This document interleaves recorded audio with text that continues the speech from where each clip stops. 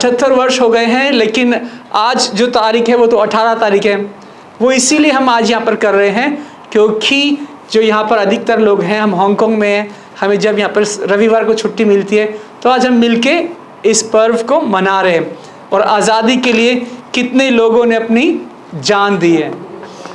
जब मेरी दादी जिंदा थी तो मैं छोटा था, तो मैं बोला कि कैसा होता था गुलामी में रहना। तो बोलते थे कई बार ऐसा भी होता था कि जो हमारी फसल होती थी, फसल की फसल ले जाते थे वो लोग, और हमें क्या है, दाल के छिलके, चावल के किनके, वो सब हमारे हिस्सा आ जाते थे। जो अच्छा अच्छा थे वो ले जाते थे।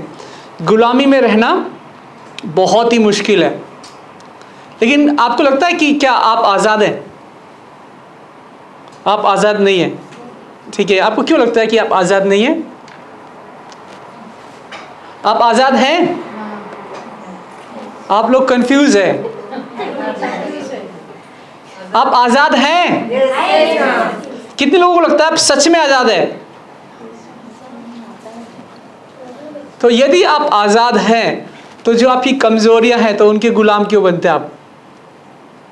चिड़चिड़ाहट, आलस, कड़वाहट, क्रोध, लोभ, ईर्ष्या। हम वैसे तो आज़ाद है देश के तौर पर, लेकिन अपने मन में गुलाम है। अभी नाटक कर रहे थे ना, इधर प्रार्थना कर रहे हैं, प्रार्थना कर रहे हैं, प्रार्थना कर रहे हैं, लेकिन उसको प्रार्थना नहीं बोलते। मैं बहुत सारे ऐसे लोगों को जानता हूँ और वो बहुत प्रार्थना करते हैं, वो बाइबल हर साल 2-3 बार पढ़ लेते हैं, लेकिन उनसे मिलो आप 2 मिनट में बोलोगे भाई मैं थोड़ी देर में आता हूँ, बहन मैं थोड़ी देर में आता हूँ। इतने चिड़चिड़े हैं वो लोग। तो आपके स्वभाव में मसीह नहीं है। तो पौलुस इस प्रकार से लिखता है कि अब मैं नहीं वरन मसीह मुझ में जीवित है। प्रभु ने आपको आज़ाद बनाया है, लेकिन क्या आपके जीवन में मसीह की झलक है? और यदि नहीं है तो जो आपका जो आज़ाद मन है ना, उसी को तो शैतान गुलाम बनाना चाहता है। और आपको ये कोशिश करनी है कि आपको प्रभु के जैसा बनना है। बहुत आसान है ना। अगर मैं आपको ABCD सिखाऊं कि A ऐसे लिखना है तो आपको उसके पीछे फॉलो करना है। तो यीशु मसीह ने अपना पूरा चरित्र, अपना पूरा जीवन उसके वचन में लिखा हुआ है। आपको उसको पढ़ना है, उसके जैसा बनना है। लेकिन मैं आप लोगों पर दोष नहीं लगाऊंगा और ना ही आपका न्याय करूंगा, क्योंकि इसका मुझे अधिकार नहीं है। लेकिन अपने निजी जीवन में मैं बहुत मुश्किल पाता हूँ कि प्रभु को जब पालन करना है। तो इसी बीते सप्ताह में 3 बार ऐसे हुआ कि जो है मेरे अंदर से प्रभु की बजाय मेरा अपना कैरेक्टर बाहर आना चाहता है। उदाहरण के तौर पर मंडे को हम ऑफिस मूव कर रहे थे। जब हम ऑफिस मूव कर रहे थे तो 2 बड़ी बड़ी शेल्फ थी 6-6 फुट की। मैं उसको लेके रखा अपने ऑफिस में ग्राउंड फ्लोर पे। एक सिक्योरिटी गार्ड है, वो आया, कह रहा है इसे यहाँ मत रखो, सीधा अपने ऑफिस में लेके जाओ। पूरा का पूरा ट्रक बाहर इंतजार कर रहा है मेरा, ट्रैफिक जैम हो जाएगा। वो चिल्लाने लग गया। मैनेजमेंट को फीस देते हैं हम, मैनेजमेंट से तनख्वाह मिलती है उसको। चलो वो मेरे से लंबा चौड़ा होता तो और भी बात थी, मुझसे भी बहुत छोटा, पतला सा, चश्मा लगा के उतनी दूर से चिल्ला रहा है। वो और पास आ गया, और पास आ गया, इतनी पास आके उसने मुझे ऐसा करा, सामान लेके जाओ, इधर कुछ मत रखो। जब कोई आपसे कमजोर आप पे चिल्लाए तब बहुत आसान होता है कि इसको अभी मैं सबक सिखाता हूँ। और जब कोई आपसे ताकतवर आप पर चिल्लाए तब आपको लगता है इसका तो क्या ही बिगाड़ लेंगे हम, तो उसकी हम सुन लेते हैं। उसी समय ये वचन आया कि तुम आज़ाद हो कुछ भी करने के लिए, लेकिन क्या आपके जीवन में प्रभु की झलक दिखेगी या आपकी? मैंने इसको कुछ नहीं बोला। मैं भाई तुझको जो करना कर, मेरे को तो पहले सामान उतारने दे। वो मैनेजमेंट को फ़ोन कर रहा है, क्या कर रहा है, अपना सारा सामान रखा और लेके मैं चला गया। ऐसे ऐसी 3 घटनाएं घटी इसी सप्ताह में।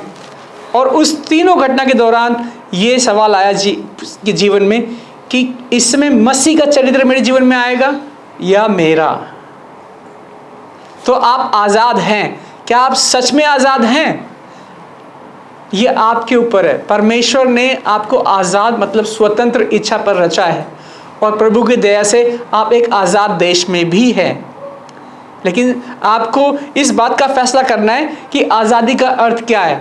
आज़ादी का अर्थ ये भी है कि आप जैसे चाहे वैसे जीवन जी सकते हैं। चाहे तो वचन का पालन करें, चाहे तो शराब पिए, चाहे तो सिगरेट पिए, चाहे जैसा व्यवहार करना करें। आज़ाद हैं आप।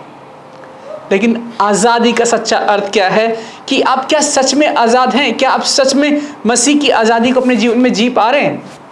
मैंने जब यहाँ पर इस साल आया तो जब मुझे मौका मिला एक बार फिर से यहाँ पर प्रचार करने के लिए, उसके लिए बहुत बहुत आभारी और धन्यवाद करता हूँ।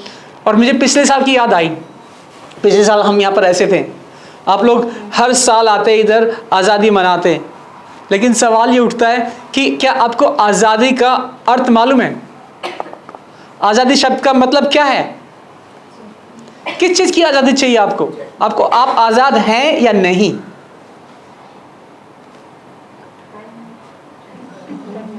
आप आज़ाद हैं? आप आज़ाद हैं?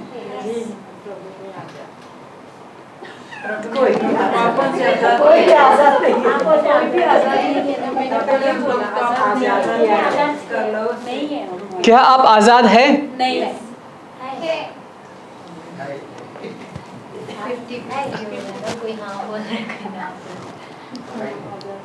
ये एक गहरा प्रश्न है कि क्या आप आज़ाद हैं? सच तो ये है, आप आज़ाद हैं, ठीक है। अगर आप आज़ाद नहीं होते तो यहाँ आ सकते थे आप? अगर आप आज़ाद नहीं होते तो आप कैद में होते। कैद में आपको इतने अच्छे कपड़े पहनने को मिलते हैं? खाना टाइम पे मिलता है? टाइम पे मिलता है, लेकिन मनपसंद खाना मिलता है? वहाँ पे बिस्तर आराम का होता है? तो आप सच में आज़ाद तो हैं, लेकिन इस आज़ादी का हमें अर्थ नहीं पता। हम टैटू बनाते हैं, हम लेट आते हैं, हम आज़ादी का नाजायज़ फ़ायदा उठाते हैं, हम जिसको चाहे उसको जैसा चाहे वैसा व्यवहार करते हैं और दूसरों को ही सिखाते हैं, क्योंकि हम आज़ाद हैं, पर खुद पे अप्लाई नहीं करते। आज़ाद हैं हम। तो आपको आज़ादी का अर्थ, मुझे ये कहते हुए दुख होता है कि आप कलीसिया में आते हैं, लेकिन आपका पड़ोसी आपके विषय में भली बातें नहीं करता। तो आप आज़ाद तो है, लेकिन आप उस आज़ादी को, उसकी जो कीमत है उसको पहचानते नहीं। यीशु मसीह ने हमारे और आपके पापों के लिए अपने प्राण क्रूस पर दिए। हमारे देश की आज़ादी के लिए लाखों लाखों लोग शहीद हुए। हमारे देश में 2022-23 इस एक वर्ष में 79,000 मतलब 89,000 अबॉर्शन सिर्फ इसलिए हुए कि उनके पेट में लड़की थी। अभी भी लोग आज़ाद तो हैं, ये चाहते हमें लड़की नहीं चाहिए, हम आज़ाद है वोट डालने के लिए। लेकिन क्या हम सच में आज़ादी का मतलब समझते हैं कि इसके लिए किसी ने कीमत चुकाई है? हम आज़ाद है तो मतलब कुछ भी करेंगे। तो उस कीमत का एहसास करना है, क्योंकि अभी देखो, आपको कलकत्ता का केस पता होगा, उसके पहले भी बहुत सारे केस हैं। ऐसे लिखा है कि हर एक घंटे इंडिया में जो आंकड़े आते हैं, एक घंटे में 90 से अधिक रेप की घटनाएं घटती हैं। वो आज़ाद है, लेकिन आज़ादी का नाजायज़ फ़ायदा उठा रहे हैं। बहुत सारे लोग हैं कि उनको आज़ादी तो मिल गई है, लेकिन वो लगता है कि बस मुझे कुछ भी करने की आज़ादी हो। आज़ादी का अर्थ समझना है आपको कि इसके लिए किसी ने कीमत चुकाई है। अभी हमारा यूथ कैंप चल रहा था, तो यूथ कैंप में हमने बच्चों से पूछा कि भाई आपके जीवन में आपका क्या लक्ष्य है, क्या उद्देश्य है। वो बच्चे 14, 15, 16 साल के बच्चे हैं, ठीक है। पता क्या कहते हैं? I want freedom in my life. मुझे अपने जीवन में आज़ादी चाहिए। बोले कैसी आज़ादी चाहिए? कहते हैं मेरे मम्मी पापा मुझे बहुत टोकते हैं। वो 15 साल के बच्चे हैं, उन्हें आज़ादी चाहिए अपने माँ बाप से, और कलीसिया के लोगों को आज़ादी चाहिए अपने पास्टर से, कि हमारे पास्टर हमें बहुत सिखाते हैं, हमें टोकते हैं, हमें प्रार्थना के लिए बोलते हैं, हमें दान के लिए बोलते हैं, हमें सहयोग करने के लिए बोलते हैं। हम तो कलीसिया में ऐसे आएंगे जैसे मेहमान की तरह, जैसे सिनेमा हॉल में जाते हैं। आज़ादी के साथ साथ एक रिस्पॉन्सिबिलिटी, उत्तरदायित्व भी तो होता है कि उसको आगे लेके जाना है। इन बच्चों से मैं पूछ रहा था तुम्हें आज़ादी मिल गई तो क्या करोगे? कहते हैं हम पूरी दुनिया घूमने जाएंगे, हम we want to see the world. मैंने उनको बोला कि अगर मैं तुमको पूरी दुनिया घूमने की टिकट दे भी दूं ना, तुम अपनी फ्लाइट ही मिस कर दोगे। बोलते ऐसे कैसे मिस कर देंगे? बोला ज्यादातर टाइम तो तुम फोन में ही देखते रहते हो। तुमको पता ही नहीं कि अभी 9 बज रहे हैं कि 11 बज रहे हैं। ये हमारे बच्चे सुबह 5 बजे तक जग रहे हैं, फोन देख रहे हैं, आपस में बातें कर रहे हैं। फ्लाइट पकड़ लेंगे? वैसे लोग इधर भी नहीं है, इधर भी है। जब प्रचार हो रहा होता है तब नींद आती है, और जब रास्ते में चल रहे होते हैं तो फोन देख रहे होते हैं। उनमें और आप में कोई ज्यादा अंतर नहीं है। मैं इस विषय पे जब सोच रहा था तो मैंने देखा कि अब जो है एक नई तरीके की गुलामी है, और ये गुलामी हमारे फोन है। पहले क्या होता था, एक फोटो लेते थे जन्मदिन पे, शादी पे, और कोई मेहमान आते थे उनको एल्बम दिखाते थे। अभी रोज ही सेल्फी लेते हैं, दिखाते किसी को नहीं, या उसको दिखाते सोशल मीडिया पे जिससे कभी मिलना भी नहीं है। तो हम सब एक नई गुलामी में प्रवेश कर चुके हैं, और वो गुलामी है स्मार्टफोन की गुलामी। ये आपके इस्तेमाल के लिए है, आप इसको इस्तेमाल करें लाभ के लिए, लेकिन ये अब आपको इस्तेमाल कर रहा है। तो आप सच में आज़ाद हैं? आज़ाद तो हैं आप, लेकिन आपको पता भी नहीं है कि कितनी सारी चीज़ें आपको गुलामी की ओर ले जा रही हैं। शैतान तो नंबर 1 है ले जाने के लिए, उसके बाद है स्मार्टफोन आपको गुलामी में ले जाने के लिए, उसके बाद आपका खुद का कैरेक्टर, आपका चरित्र आपको गुलामी में ले जाने के लिए। मैंने अक्सर ऐसे देखा कि कुछ तो हमारे संस्कृति में ऐसे ही है। वो कहते हैं कि किसी को पता कुछ ना हो, लेकिन ज्ञान देंगे पूरे ब्रह्मांड का, ठीक है, मगर अपने पर लागू नहीं करेंगे। ये हमारी संस्कृति ऐसी हो रखी है, जिसको देखो वही ज्ञानी है। आप सड़क में जाके किसी से इंडिया में रास्ता पूछना कि भाई साहब ये जगह कहाँ पर है, वो क्या बोलता है? अक्सर जो लोग ऐसे बोलते हैं, आप एक काम करना, जिसको नहीं पता हो वो कहता है अब एक काम करना, यहाँ से सीधे जाना नाक की सीध में, वहाँ पे कट आएगा राइट हैंड साइड पे और दूसरा लेफ्ट हैंड साइड पे, वहाँ पे किसी से पूछ लेना। भाई यहीं पे क्यों नहीं बोलता कि मुझे नहीं पता? हम में से किसी को पता कुछ नहीं है, लेकिन ज्ञान देने चल दिए हम लोग। क्या हमारे अंदर मसीह का ज्ञान है? और यदि है तो क्या हम में मसीह की झलक दिखाई पड़ती है? और यदि नहीं दिखाई पड़ती तो हम गुलाम हैं इस दुनिया के, हम गुलाम हैं संस्कृति के, हम गुलाम हैं स्मार्टफोन के, हम गुलाम हैं अपनी आदतों के, हम आज़ाद नहीं हैं। जब पौलुस कहता है कि अब मैं जीवित नहीं वरन मसीह मुझ में जीवित है, तो क्या सच में मसीह आप में जीवित है? आपके शब्दों से मसीह प्रकट होता है? आपके आचरण में मसीह प्रकट होता है? आपके जीवन में यीशु मसीह है तो आपके जीवन में डर सिर्फ प्रभु का होना चाहिए। बाकी कोई भी काम करें हम प्रभु के नाम से कोशिश तो करेंगे, ट्राई तो करेंगे, चाहे गाना हो, चाहे बजाना हो, चाहे इलेक्ट्रॉनिक सेटिंग हो, हम मसीह के लिए करते ना। आमीन। फिर डर किस बात का है? जब मैं अपनी मम्मी से बात करता हूँ तो मेरी मम्मी अक्सर मुझे बोलेगी बेटा हमारा घर नहीं बना, अभी वो करना है, वो करना है, वो करना है। तो मैं वही पूछता हूँ कि क्या आप सच में मसीह का विश्वास करते हो? जब आपके घर का मुखिया प्रभु यीशु मसीह है तो सब कुछ वही बनाएगा। या तो आप मसीह में विश्वास करें या निराशा में। यदि आप निराशा में विश्वास करते हैं तो फिर से आप संस्कृति के, स्वभाव के, आदतों के, स्मार्टफोन के गुलाम हैं। आइए मेरे साथ वचन पढ़ेंगे। यहाँ लिखा है भजन संहिता 90 के 12 में। क्या कहता है ये? हमको अपने दिन गिनने की समझ दे कि हम बुद्धिमान हो जाएं। आमीन। भजन संहिता में भजन इस प्रकार से कहता है कि हमको अपने दिन गिनने की समझ दे कि हम बुद्धिमान हो जाएं। कुछ बच्चे ऐसे होते हैं जो माँ के गर्भ में ही पैदा होने से पहले ही मर जाते हैं, एक दिन भी नहीं जीते। और कुछ हम लोग ऐसे हैं जो शायद 60, 70, 80 साल जिएंगे, लेकिन हमको लगता है हम तो सदा काल के लिए जिएंगे, इतना टेंशन लेते हैं। यदि आपको ये पता हो कि आपके दिन गिने हुए हैं तो आप उसको व्यर्थ करोगे? अगर डॉक्टर आपको ये बोल दे कि सिर्फ आपकी जिंदगी 30 दिन की बची है, कैसे बिताओगे ये 30 दिन? हैं? अगर आपके पास सिर्फ 30 दिन है कैसे बिताओगे? एंजॉय मतलब कैसे एंजॉय करते हैं आप?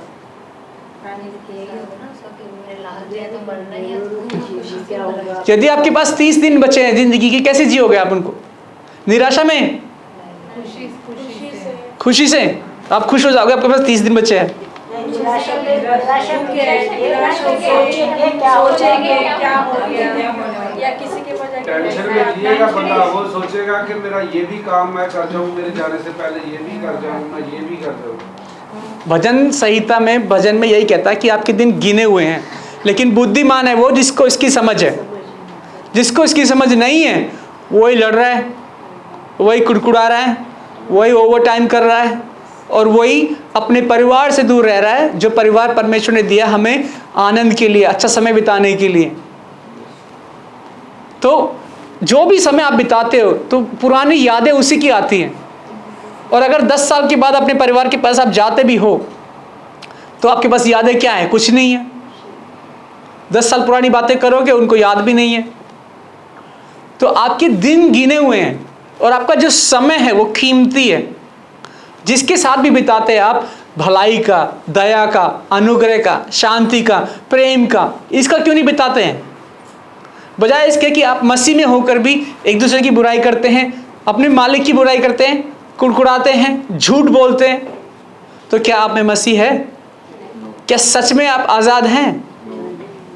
आपके हर एक दिन गिने हुए हैं।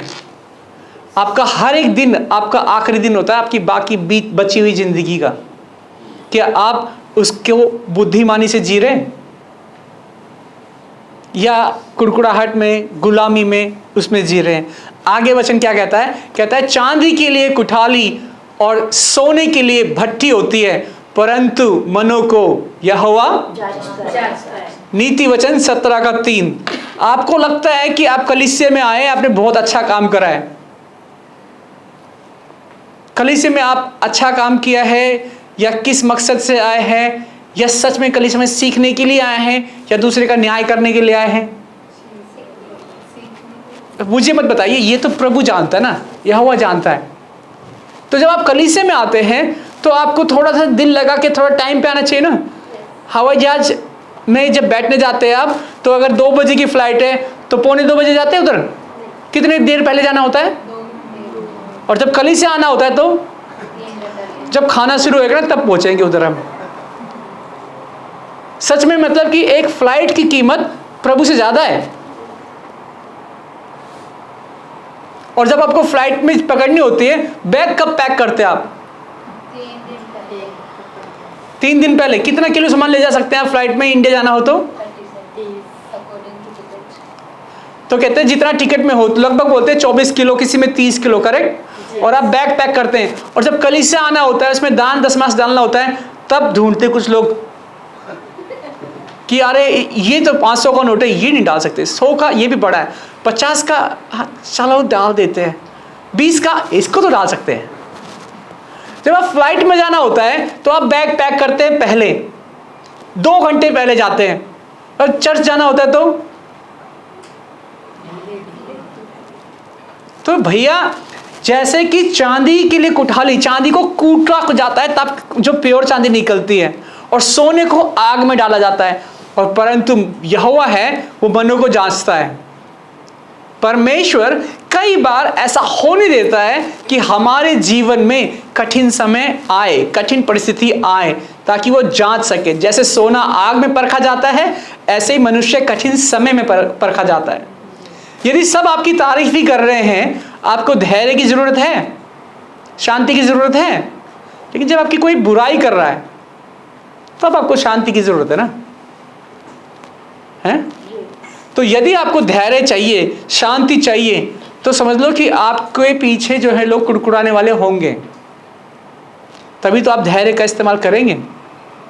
चलिए मेरे साथ वचन पढ़ते हैं। लिखा है, आइए साथ में मिलके पढ़ते हैं।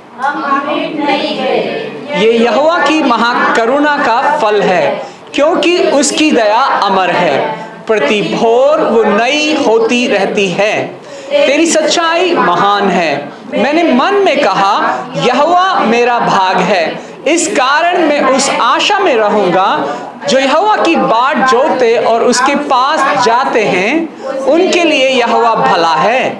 यहोवा से उद्धार पाने की आशा रखकर चुपचाप रहना भला है। हमारे लिए जवानी में जुआ, प्रभु का अनुशासन उठाना भला है। विलाप की 3 अध्याय उसकी 22 से 27 आयत तक।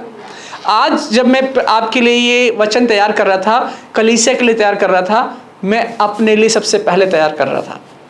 जो आज का वचन है मैं अपने लिए पहले तैयार कर रहा था, क्योंकि ऐसा ना हो कि दूसरों को प्रचार करके खुद ही निकम्मा ठहरे।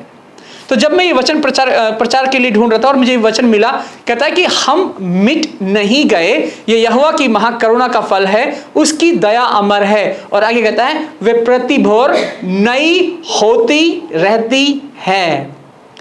प्रभु जो है वो पवित्र है। आप पवित्र हैं? और अगर अपवित्र लोग पवित्र के पास जाएंगे तो क्या होगा? वो नष्ट हो जाएंगे, क्योंकि परमेश्वर पवित्र है और उसमें किसी भी प्रकार का छल नहीं है। पुराने नियम में जब दाऊद लेके जा रहा था प्रभु के क्या वाचा के संदूक को, 2 लोगों ने छुआ उसको, वो मर गए। परमेश्वर पवित्र है।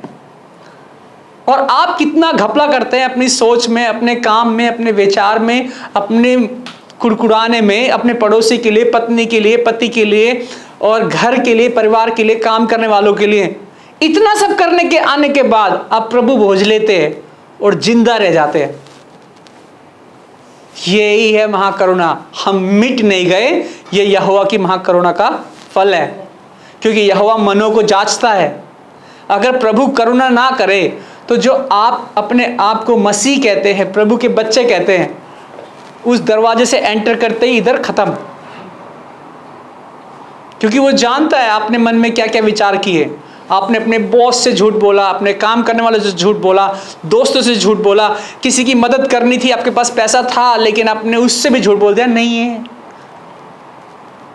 अगर आप जिंदा हैं तो ये परमेश्वर की करुणा का फल है। और जब मैं इस वचन को पढ़ रहा था, कई बार मुझे भी अपने आप से बहुत नफरत होती कि तू ऐसे कैसे कर सकता है। तो प्रभु कहता है कि ये परमेश्वर की करुणा है कि तू जिंदा है।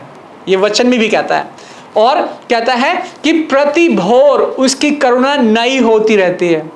अगर हर दिन उसकी करुणा नई ना हो ना, तो पुरानी वाली तो एक्सपायर हो गई। पिछले रविवार को मम्मी ने मुझे जो है दाल चावल दिया था। चावल तो मैंने उसी दिन खत्म कर दिया, दाल मैंने कहा थोड़ी बचा के रखूंगा। जब मैं कल वापस से बॉक्स धोने लगा, उसमें थोड़ी सी दाल थी। मैंने सूंघ के देखा, थोड़ा सा बेहोश जैसा होने लग गया, इतनी बदबू आ रही थी उसमें। कि दाल को अगर टाइम पे नहीं खाओ, रख के रखो 1 हफ्ता मेरी तरह, तो खराब हो जाती है। परमेश्वर की जो करुणा थी, उसने एक बार आपको माफ कर दिया। अगर वही करुणा वो रख के रखे तो जिएंगे हम। हर सुबह की किरण में कहता है क्या कि उसकी करुणा नई होती रहती है प्रति भोर, हर सुबह। मगर क्या आप हर सुबह आजाद होते हैं? क्या आप हर सुबह एक नया व्यक्ति बनने की कोशिश करते हैं? क्या आप हर सुबह परमेश्वर की उस ताजगी को महसूस करते हैं? जैसे ही आप सुबह उठते हैं तो आप तो अपने काम में व्यस्त हो जाते हैं। जब परमेश्वर की करुणा आपके लिए हर सुबह नई होती है तो क्या आप में वो नई ताजगी आती है? आपका व्यवहार बदलता है? तो ये सवाल आपके लिए भी और मेरे लिए भी।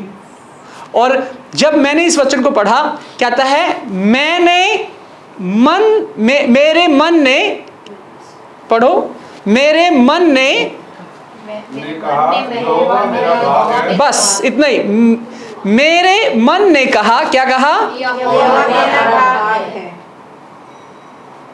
क्या है आपका भाग यहोवा? मान लो कि मुझे $1,00,000 मिल गए। मैंने कहा आज मैं $1,00,000 जो है यहाँ पे दान करूँगा लोगों को। कुछ लोग तो खुश हो गए, सच में करेगा। मैंने बोला 50,000 इस तरफ वाले लोगों में बटेंगे और 50,000 इस तरफ वाले लोगों में बटेंगे। तो इस तरफ लोग कम हैं, इस तरफ सिर्फ 9 लोग हैं, और इस तरफ कितने हैं? 5, 5, 10, 12 लोग हैं। तो 50,000 इन लोगों को बट गए, 50,000 इन लोगों को बट गए। और जो उस तरफ पीछे बैठे उनका क्या? तो आप किस तरफ होना चाहेंगे? लेफ्ट, राइट या पीछे? इस तरफ वाले लोग तो खुश है, हम तो 9 ही है, 50,000 बटेंगे हम में, है ना। तो कई बार हम जब प्रार्थना करते हैं ना, हम भूल जाते हैं कि परमेश्वर हमारा भाग है। हम बोलते हैं हमें घर दे दे, वर दे दे, बीवी दे दे, बच्चे दे दे, नौकरी दे दे, सेहत दे दे, ये दे दे, वो दे दे, और परमेश्वर जो हमारा भाग है उसको भूल ही जाते हैं। जो लेखक है वो क्या कहता है कि मेरा भाग प्रभु स्वयं है। पर मुझे ऐसा लगता है कि जब हम प्रार्थना करते हैं हमें प्रभु चाहिए ही नहीं, हमें हमारी प्रार्थना का हल मिल जाए। जिसकी भी गवाही सुनो आप, उसकी गवाही में कोई प्रभु चाहता है? कोई चाहता है कि मुझे प्रभु मिल जाए, मेरी समस्या का हल मिल जाए? तो आप तो अपनी जरूरतों के गुलाम हैं। जबकि ये लेखक कह रहा है कि प्रभु की करुणा हर दिन नई होती जाती है, जो मेरा भाग है वो प्रभु है। और क्या कहता है, इस कारण मैं उसमें, आप लोग इधर ही हैं, इस कारण मैं उसमें क्या रखूंगा? आशा रखूंगा। आपकी आशा किस में है? मुझे 50,000 मिल जाए, मुझे नौकरी मिल जाए, मुझे वीजा मिल जाए, मेरे बच्चे का ये हो जाए, मेरे पति का ये हो जाए, मेरे घर का ये हो जाए। आपकी आशा जो है टेम्परेरी चीजों में है। जो चीजें हैं आपकी, एक जरूरत पूरी हो गई, फिर दूसरी, फिर दूसरी। लेकिन जिसकी आशा प्रभु में है, वो लिखा है जो यहोवा की बाट जोते हैं उसके पास जाते हैं, उनके लिए यहोवा भला है, उनके लिए यहोवा। भला है। और लिखा है यहोवा से उद्धार पाने की आशा रखकर क्या करना है? चुपचाप रहना भला है। क्या करना भला है? चुपचाप रहना भला है। जब आप प्रभु के सामने जाते हैं ना, तो ऐसा नहीं कि आप गाना गाएंगे तो प्रभु खुश हो जाएगा, या आप प्रार्थना करेंगे लंबी लंबी खुश हो जाएगा। कभी कभार आप प्रभु के पास जाओगे ना, तो वो मनों को जांचने वाला है। आप उसके सामने चुपचाप रह के भी बैठेंगे ना, वो आपके हृदय को जांचता है। आमीन। तो अगर आपके पास सुबह उठ के कोई शब्द नहीं है, तो बोलो 5 मिनट आज मैं प्रभु की उपस्थिति में बैठूंगा, बैठूंगी। प्रभु आपका जो वचन है वो मेरे जीवन में आए।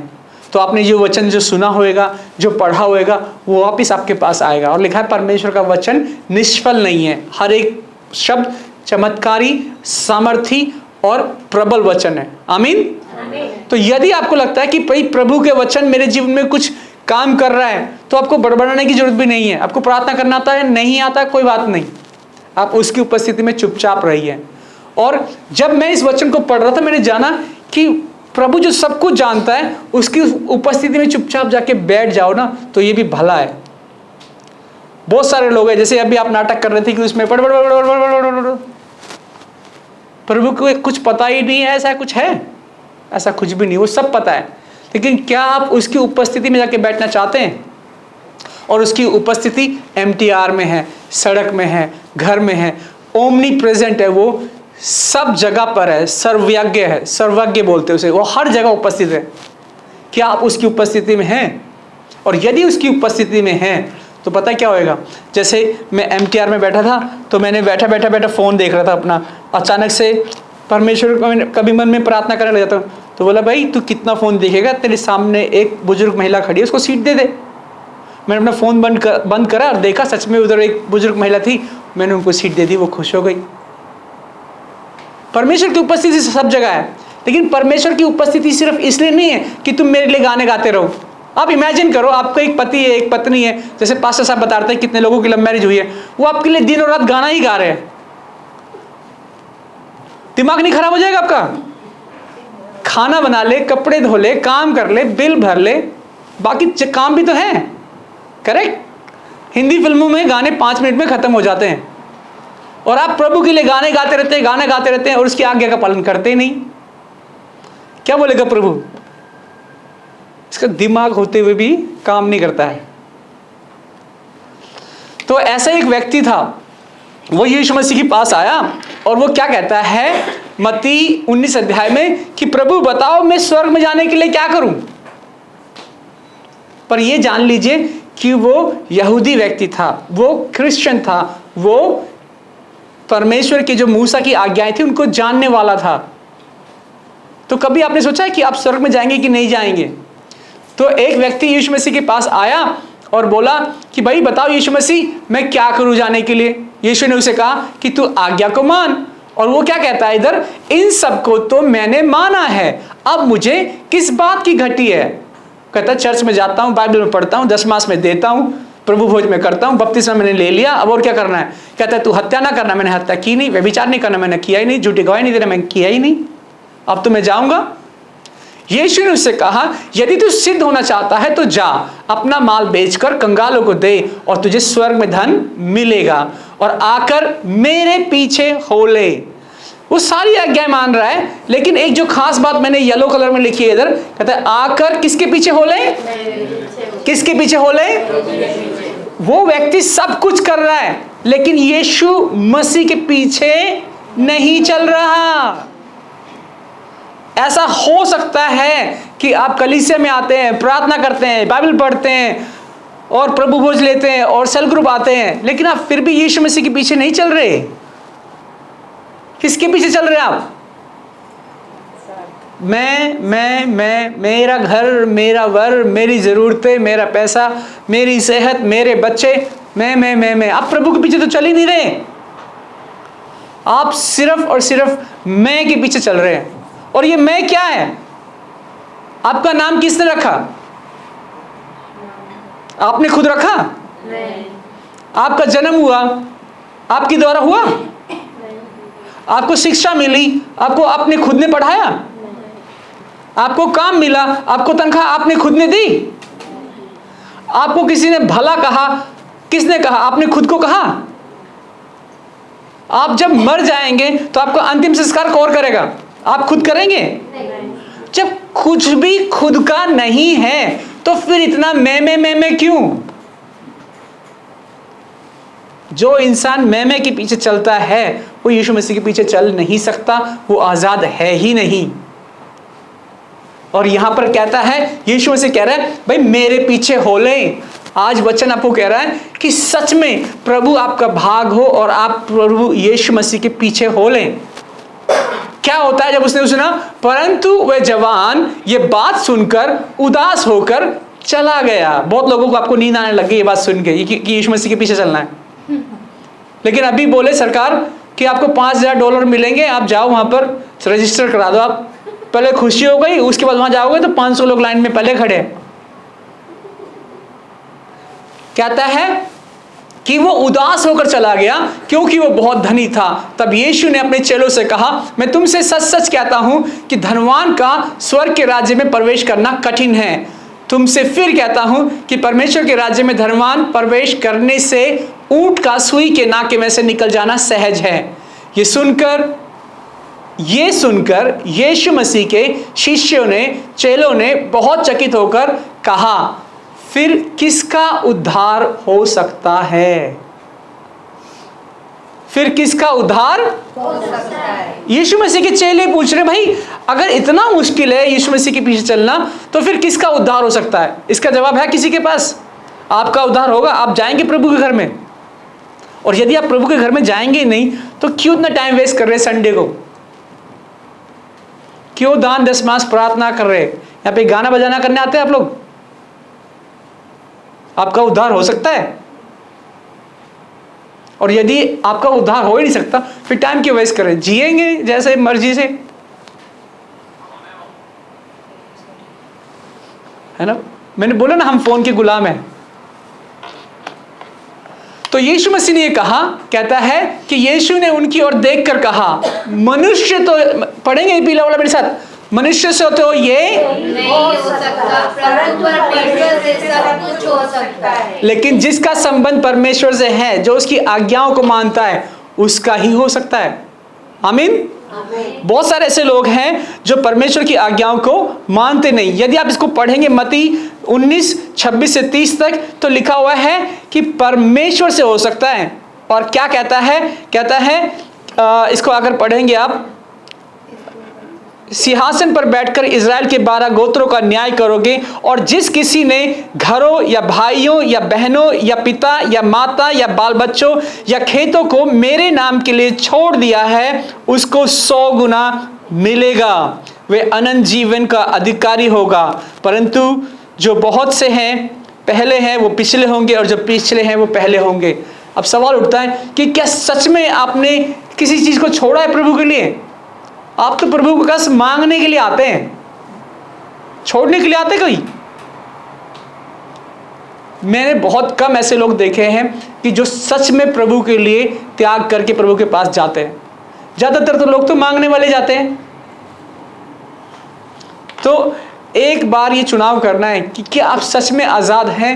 मैं ये नहीं कह रहा कि आपके जीवन की सारी ज़रूरतें छोड़ के, अपने घर परिवार छोड़ के पहाड़ में चले जाओ।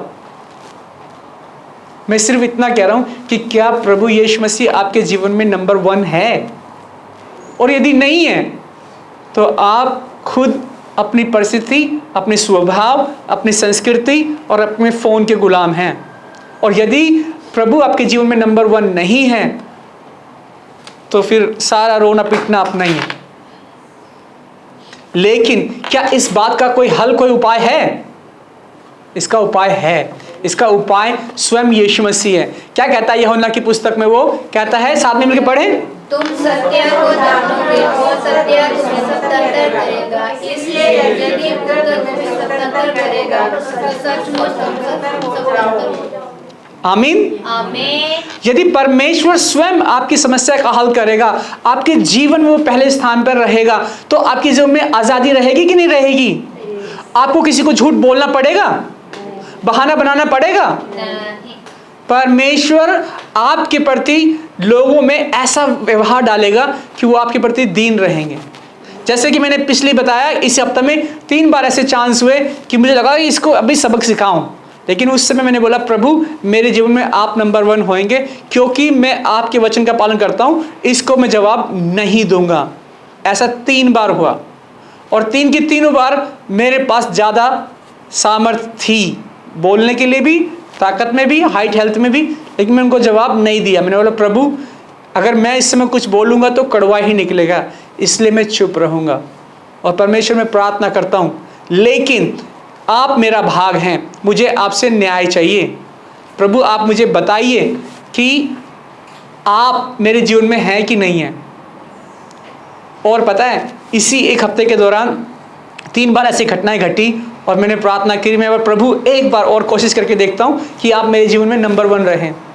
पता है कि फ्राइडे को मेरे ऑफिस में बहुत सारा सामान आया। ऐसे मैंने एक पैकेट खोला, मेरा जो कंप्यूटर है वो 9 साल पुराना है, ठीक है, और वो 9 साल पुराना कंप्यूटर है। और मैं सोचा था कि नए कंप्यूटर के पास पैसे होंगे कि नहीं होंगे। जो कंप्यूटर है वो 40,000 का है, ठीक है। वो मैं पुराना सा एक बॉक्स खोल रहा था, उस बॉक्स में मैंने देखा एक नया कंप्यूटर है, वो 40,000 का कंप्यूटर है, जिसके लिए मैं सिर्फ सोच रहा था। और वो कंप्यूटर आया, किसी ने ऐसे गिफ्ट दे दिया। आप जब परमेश्वर के नाम पे चलते हो, उसके जीवन में उसको, अपने जीवन में उसको बढ़ने देते हो, वो आपकी ज़रूरतों को जानता है। मैं इतना खुश हो गया, मैंने बोला, प्रभु धन्यवाद, सिर्फ 3 ही टेस्ट थे, अगर मुझे पहले बता देते तो आसानी से पास कर लेता। प्रभु ने आपके लिए आशीष रखी है। जब आप अपने जीवन में अपना भाग यहोवा को, प्रभु को समझते हैं, तो वो आपको स्वतंत्र करता है और आपके जीवन में नए नए मार्ग खोलता है, और खोल रखे हैं। और उसने जवाब मुझे एक हफ्ते में दे दिया, जबकि मैं इसके लिए सोच रहा था कितने दिनों से, सालों से, क्योंकि 9 साल से वो पुराना कंप्यूटर यूज कर रहा हूं ना मैं। और ये जो नया कंप्यूटर है वो पुराने वाले कंप्यूटर से हर चीज में डबल पावर है। और मैं इतना हैरान हो गया कि ये 40,000 का कंप्यूटर मुझे फ्री में मिल गया। और ये जब हुआ कि जब मैंने जानबूझकर प्रभु को अपने जीवन में पहले स्थान पर रखा। अगर मैं उन 3 टेस्ट में फेल हो जाता जो इसी हफ्ते में हुए हैं, तो प्रभु कहते, जा तू अपनी लड़ाई खुद ही लड़ ले, जा तू अपने सपने खुद ही पूरे कर ले, जा तू अपनी ज़रूरतें खुद ही पूरी कर ले। तो ऐसी परिस्थिति आएगी हमारे जीवन में कि जब हम अपने आप को प्रकट करना चाहेंगे, लेकिन तभी कहें, मैं आज़ाद तो हूँ, लेकिन मेरे जीवन में प्रभु का स्वभाव उत्पन्न होने पाए। आमीन। और यदि आज आपके जीवन में किसी प्रकार की बीमारी है, समस्या है, कमज़ोरी है, परिस्थिति है, कड़वाहट है, और चाहे वो स्मार्टफोन का गुलामी है, चाहे परिस्थितियों की, चाहे परिवार की, तो आज आपके पास समय है। आप सच में परमेश्वर की आज़ादी में प्रवेश कर सकते हैं। आपको किसी प्रकार की बुरी लत है, बुराई करने की, कड़वाहट की, चिड़चिड़ाहट की, उससे भी आप आज़ाद हो सकते हैं। आमीन। क्योंकि यीशु मसीह ने अपने वचन में क्या कहा है?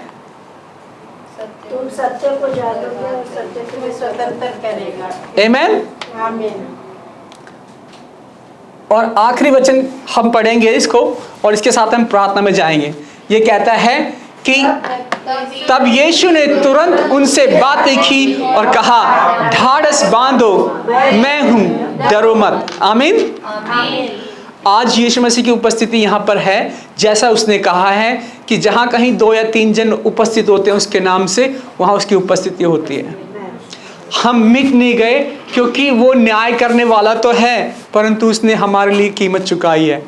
आमीन। आज मैं आप लोगों को उत्साहित करूंगा कि यदि किसी भी बात की जो कमी घटी है आपके व्यवहार में, आपके परिस्थितियों में, आपके शरीर में, आपके मन में, आपके आत्मा में, आपके प्राण में, किसी भी प्रकार की जो बंधन है परमेश्वर के नाम से, यीशु मसीह के नाम से टूट नहीं पाए। और वचन कहता है कि आज वो यहाँ पर है। वो कहता है कि ढाढ़स बांधो, डरो मत, मेरे पास आओ। इस समय आप परमेश्वर की उपस्थिति में आ सकते हैं और परमेश्वर की उस आज़ादी में, उस चंगाई में आप प्रवेश कर सकते हैं। परमेश्वर ने आपके लिए आशीष ठहराई है, लेकिन उन तमाम बंधनों को जो आपके जीवन में बंधे हैं, आज आप उन्हें तोड़कर परमेश्वर की ओर आई हैं। परमेश्वर को अपने जीवन में पहला स्थान दीजिए। परमेश्वर की करुणा अति उत्तम और महान है। वो हमारा न्याय कर सकता है। वो हमारी बुराइयों को, हमारी कड़वाहटों, हमारी गलतियों, हमारे पापों को जानता है, परंतु आज वो अपना हाथ हमारी ओर बढ़ाता है। कहता है, मेरे बेटे, मेरी बेटी, तू इसमें से बाहर निकल। मेरे बेटे, मेरी बेटी, मैं तुझे आज़ाद करता हूँ। कोई भी फ़ोन, कोई भी बुरी आदत, कोई भी बुरी रीति रिवाज तुझे मुझसे दूर नहीं कर सकते। मैं तुझे बाहर निकालता हूँ। मेरे पिता प्रभु यीशु मसीह, इसी समय हम प्रार्थना करते हैं आपके बच्चों के लिए और जो भी इसे ऑनलाइन देख रहे, सुन रहे हैं, उनके लिए भी, कि तेरा वचन उन तक पहुँचे, आपकी आज़ादी हम तक पहुँचे, ताकि हम अपने परिवार, अपने समुदाय, अपनी कलीसिया में आनंद के साथ स्तुति करते हुए आपकी उपस्थिति में प्रवेश करें। परमेश्वर, आप हमारे जीवन में पहले स्थान पर होने पाए। पिता परमेश्वर, आप हमारी ज़रूरतों को, हमारे परिवारों को, हमारी कमज़ोरी को जानते हैं, लेकिन आज हम इस विषय में प्रार्थना करते हैं कि आप ही हमारा भाग हो, आप ही हमारे जीवन में पहले नंबर पर हों। हमारी प्रार्थना है कि परमेश्वर, हम आपके समीप आने पाएँ, हम आपके सम्मुख ग्रहण योग्य होने पाएँ। परमेश्वर, हम सिर्फ अपनी ज़रूरतों में, अपने आलस में, अपनी शारीरिक अभिलाषाओं में खोने वाले नहीं, परंतु जैसे पौलुस कहता है कि अब मैं नहीं वरन मसीह मुझ में जीवित है, आप हमारे जीवन में बढ़ने पाएँ। हमारे जीभों को छुएं ताकि हमारे जीभ से चंगाई करने वाले भलाई के वचन निकले। हमारे मनों को आप छुएं ताकि हमारे मनों में परमेश्वर भलाई और करुणा और दया होने पाए। हमारी आंखों को खोलें ताकि हम दूसरों की मदद करने वाले बनने पाएँ। परमेश्वर पिता, एक बार फिर से हम अपने पापों के लिए, अपनी गलतियों के लिए, अपनी मूर्खताओं के लिए हम क्षमा मांगते हैं। आप हमें स्वतंत्र करें ताकि हम आपके बेटे बेटी बनकर आपके राज्य के लिए, आपके अनुग्रह के द्वारा बहुतों के लिए आशीष का कारण ठहरें। यीशु मसीह के नाम से इस प्रार्थना को करते हैं, जैसे सुने और ग्रहण करें। आमीन।